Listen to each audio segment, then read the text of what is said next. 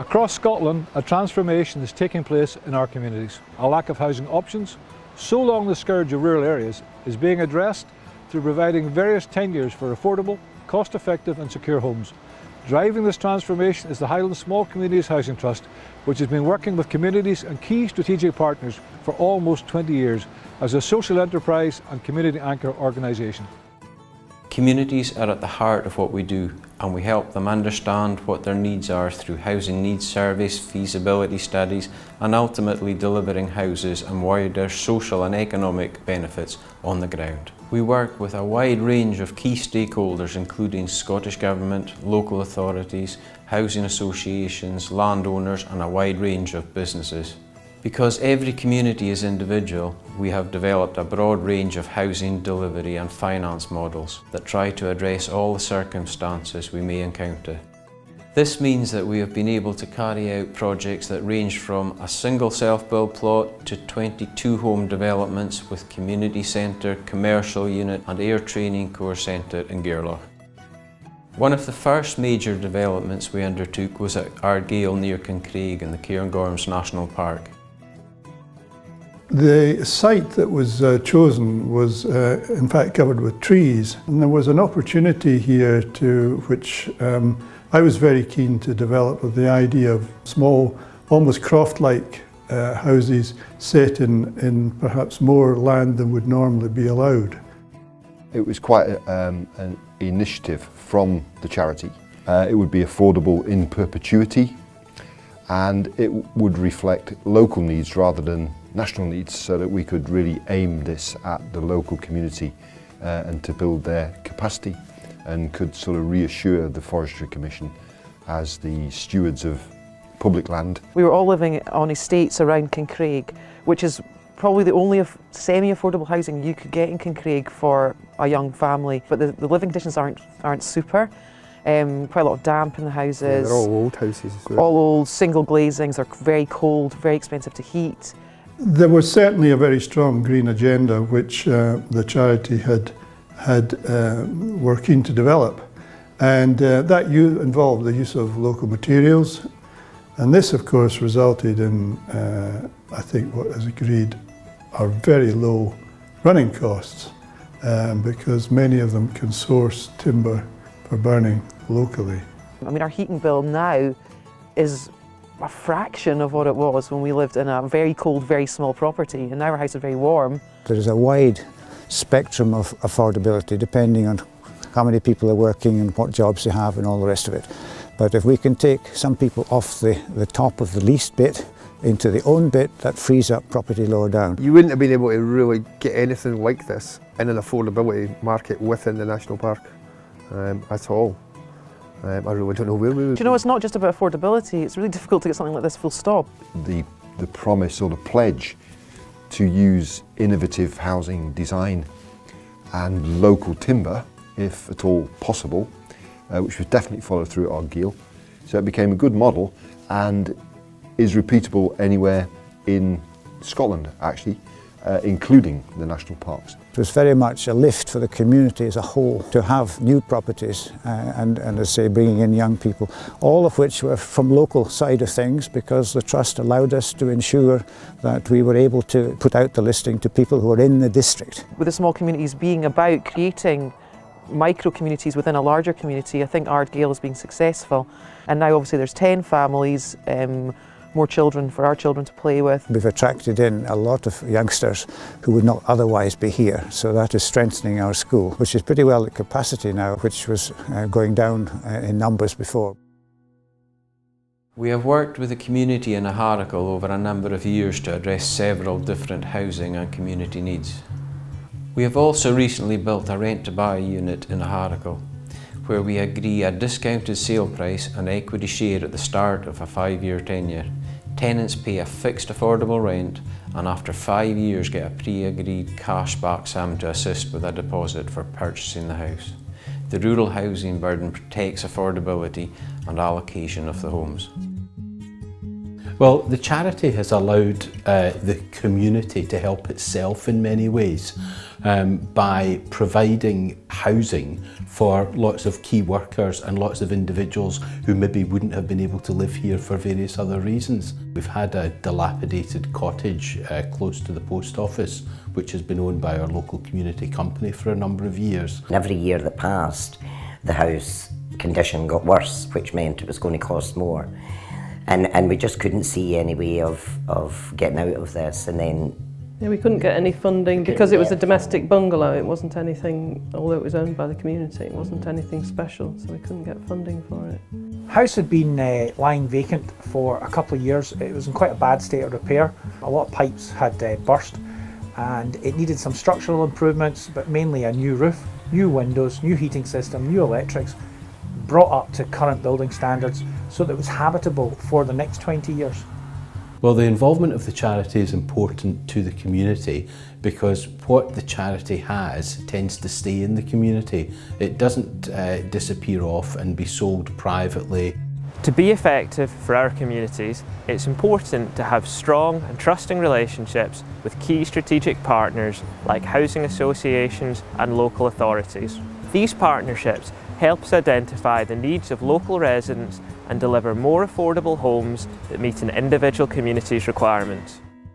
Well, the great thing about working with the Trust is the degree of community engagement they bring to the new build development process. In particular, they bring an impartial but connected sort of engagement. They're deeply rooted in their communities from the board and throughout the organisation, and that reflects well in their work. I find that the Housing Trust is a very good client. You hear an awful lot in this industry about cowboy builders. I've always felt that there's an awful lot of cowboy clients out there. The Trust is a first-class client. It's fair, reasonable, pays on time. I have no issues with them and would love to continue working for them. The staff team have a reservoir of knowledge and experience that they can bring to new build development, and that's something that the association values highly. The Skills Development Programme strengthens rural communities by supporting new skills, jobs and community cohesion. We strongly value the employment of apprentices within our company. We think it's a great way to get young people within the community to learn a trade working with our company, building projects that have to happen here. I enjoy learning from lots of different tradesmen because they all have their own sort of way of doing it, and it's quite interesting to learn. And it's quite hands-on compared to what it would be in a city. You have to do more because there's less people, which is a lot better. Over the years we've received various approaches about bespoke and individual requirements which we've tried to accommodate. I've gone from remitting and relapsing MS to secondary progressive. I was 24/7 in a house and I couldn't get out unless I was taken out. But we were involved all the process along. That was a good thing, although there was a budget. First of all was the layout for wheelchair, for turning space, and then obviously doors, washing facilities, showering facilities for wheelchair. Lights, the height of windows, the height of. I've got a business which is here, based here, so if we had to move out of the area, I would have to travel. Home helps that Carol was used to, people she knew, and that's important. That's probably the most important reason for staying. And we love the area. Invergarry's got a wonderful community, they really are. They laugh with you and they cry with you. Gairloch has been one of our most complex and long-term projects to date, and by setting up a local steering group, we were able to work with several key partners. This has helped us deliver lasting benefits that are not only limited to housing. On this site that we're on now, there was a building called the Gairloch Sands Hotel, and it seemed to me that it was a prime site in the middle of the village, and it would be a pity if there wasn't some sort of control over it. We formed a local group called the Arthur Cairn Development Group. The Trust chaired the meetings and produced minutes and organised meetings, so they were the administration for the group. The first thing that the Trust did was to facilitate the building by urban housing of the first phase of developments, and these are the houses that are behind us now. And the second phase was a development with the council where they built 8 apartments which have been occupied for some time now. In this area, the charity has changed things immensely. When the first houses went up, and it was actually all locals that got the houses, made such a massive difference to the people in this area, keeping young families here. There's just nowhere for them to stay. Sorted. Our old facilities were a shared building. We were in the local community centre, and in the winter it would flood in the basement, and eventually it became, well, too small for us. We outgrew it, and around that time the charity purchased this local plot of land, and that included a bunkhouse that used to belong to a hotel. It was a big help to us because it gave us a home, an actual home that we could call ours. And we've been running this business for over 18 years now. After 5 years, we got a chance to move into the village itself, and that was fantastic because through the help of the HSCHT, who we got on really well with. It's a very easy relationship to have with them. We were offered to build on a prime site on this development. Well, as part of the deal with the charity, they also offered us a plot of land to build a purpose-built facility. It's ideally built. It's got 3 beautiful new classrooms, a couple of offices, a storeroom, a built-in parade ground. It's really fantastic. It's going to be warm, dry, inviting. The difference it's made to our business is phenomenal. I couldn't be more happy that we did this, that we've taken on a lot. It's obviously a very expensive thing to do, build a new building, but with it being on the almost strip of development that went on, it's just working brilliantly. Gairloch has always been a very scattered community and a bit fragmented in some ways, and I think this development has created a centre which is adjacent to the school, to the library, to the health centre, to the police station, to the museum, if you like. So Gairloch now has a centre that it didn't have before.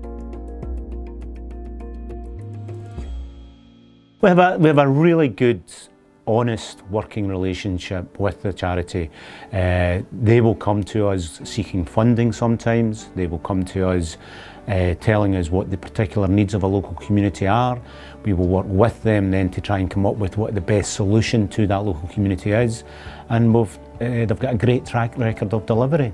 We had an immediate relationship or rapport really with the charity because it was doing something which was a little bit different and sort of broadening the delivery of benefits. The Trust's really experienced in bringing innovative and bespoke solutions to development opportunities, helping to make joint projects more viable. The charity has a good understanding of what architects want to do and an awareness of that it's not just a question of putting up houses, there is a quality issue here. And I find that they have been very receptive to ideas and initiatives which create the kind of places that people want to stay, which is not always the case with clients. There aren't any big buildings that are available all year round. We would be quite stuck had the charity not helped us. Ultimately, I suppose it's kept people in the area, it's bringing more people into the area. Me and my business, we have seen such a difference for that reason. Tourism is definitely on the up as well, but the fact that these houses have been put in has made such a difference to the locals. Nobody can complain. They bring ways of working to projects that communities like.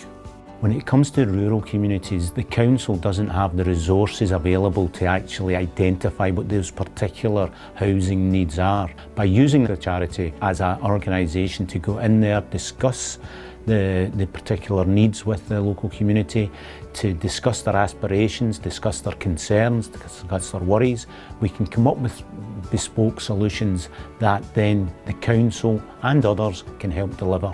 If we hadn't had this house through the Trust, we would never have got a house like this. It's been invaluable. I'd have been still looking for a new house. We might have moved 2 or 3 times in the last 7.5 years. Most people I know who are working their way up, constantly moving home, trying to get the perfect house and never quite being satisfied, that will never happen to us.